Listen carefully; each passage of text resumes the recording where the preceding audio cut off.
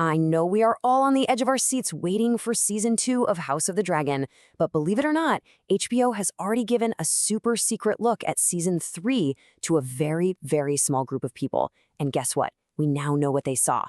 We're about to dive into all the exclusive details about the future of the show. So, here's the big question. What exactly went down behind closed doors?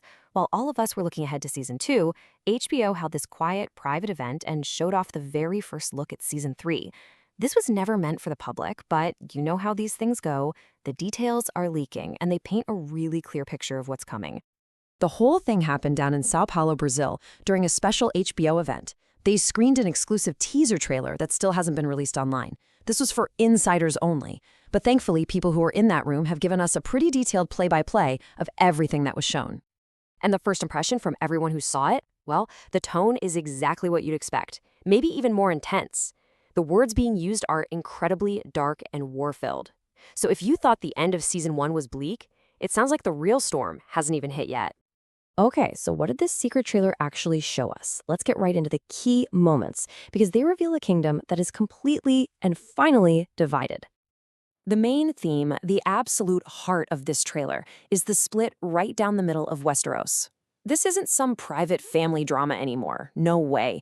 The entire realm, from the highest lords down to the common folk, is being forced to pick a side. It's simple. You're either with Team Green and King Aegon, or you're with Team Black and Queen Rhaenyra. The trailer just hit him with a rapid-fire look at all the key players. We got a shocking shot of a disfigured King Aegon, a surprisingly tender moment between Aemond and his mother Alicent, and then Daemon Targaryen looking like he is preparing for an absolutely massive war. We also saw quick flashes of the masterminds like Otto Hightower and Sir Criston Cole, which basically confirms that every single piece on this chessboard is now in motion. But let's circle back to that Aegon reveal, because wow, it sounds absolutely brutal. Eyewitnesses say his face and body are just covered in severe burns, a permanent reminder of his battle on Dragonback. And, this is so much more than an injury. It's a powerful symbol. The king himself is now literally wearing the scars of the war he started. It's this twisted reflection of a kingdom burning from the inside out, and it definitely hints that a much darker, more bitter ruler is about to emerge from those flames. But what was in the trailer wasn't even the only major reveal. This event gave us something even bigger, a clear timeline for this entire war, basically laying out the future of the whole series. And here it is, the biggest news to come out of this whole thing. HBO has officially confirmed that House of the Dragon will be 4 seasons total. This is huge. It means they have a definite ending in mind, a clear story they're telling from start to finish. And now we have the roadmap to that ending. Season 3, the one they just teased, is slated for around mid-2026. After that, the 4th and final season is planned for 2028.